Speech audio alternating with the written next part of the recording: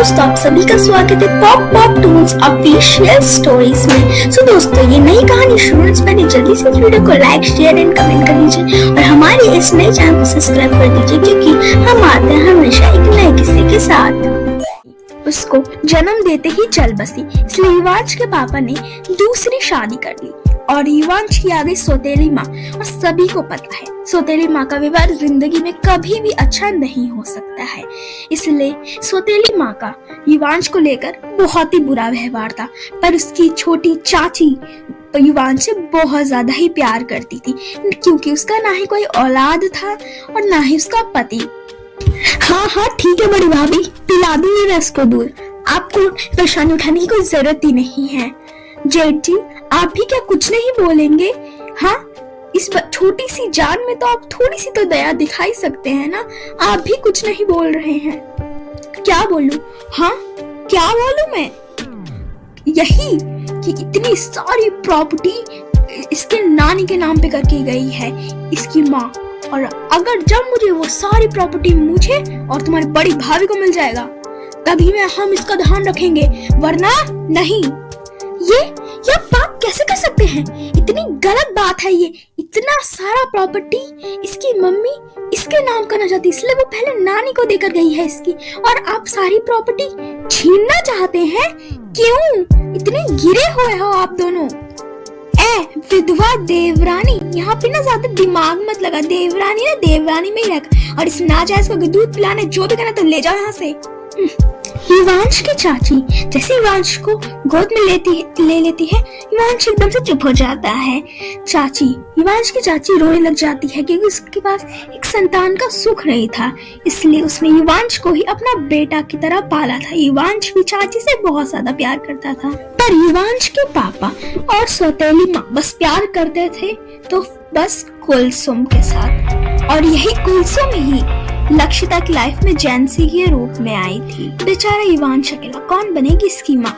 यही सोच के इसकी चाची ने ही इसकी माँ बनने का डिसाइड कर लिया। हाँ, मैं कभी नहीं बताना चाहती थी रूबी तुम्हें कि मैं युवांश की सगी माँ नहीं हूँ। बेचारा युवांश अकेला था, इसलिए मैंने उसको अपना लिया और फिर उसे लेके चंडीगढ़ यहाँ पे आ गई थी।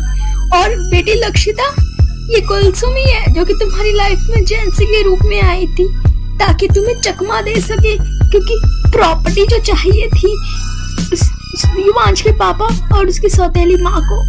आंटी, मुझे भी डिटेक्टिव मेहुल ने यही सारी बातें बताया था, और फिर चकमे से युवांश को बेहोश करके बेंगलोर भेज दिया गया।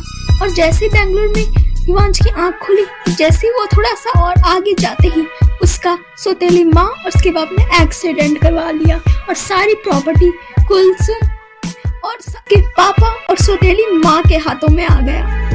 बस, और क्या होना था? रूबी रोने लग जाती है। अब उसको ये सब कुछ अच्छी तरह से समझ आ चुका था। ये कुलसुम जैंसी के नाम से लक्षिता की लाइफ में आना, युवांश को मिटा देने का साजिश चलना, और उसके पापा और सौतेली माँ के हाथ में प्रॉपर्टी आ जाना, ये सब अच्छी तरह समझ आ चुका था। अब इन सब का क्या फायदा? आखिर में रूबी ने तो युवांश को खो डाला है ना। अब प्लीज रूबी मत रो, ये सब की सजा तुम्हें नहीं तो उस युवांश के पापा और उसकी सौतेली माँ और कुलसुम को मिलनी चाहिए। आंटी, आपने ये सारी बात हमें पहले क्यों नहीं बताया? जैंसी मेरी जब लाइफ में थी आपने तब भी क्यों नहीं बताया ये सारी बात, और अब अभी क्यों बता रहे हो?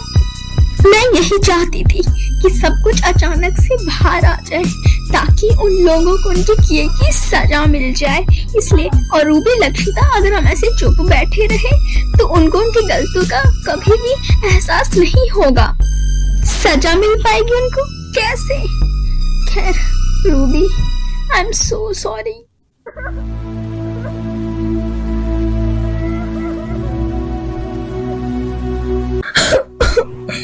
किसी को दोष देने की जरूरत नहीं, ये सब मेरा नसीब ही है। मेरी नसीब तो एकदम फूटी है, फूटी। मैं इस जन्म के अगले जन्म तक युवांश को कभी नहीं पा सकती।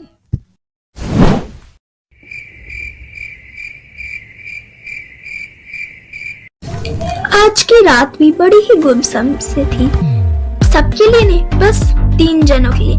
पहला, युवांश की चाची जो कि सोच में डूबी हुई थी।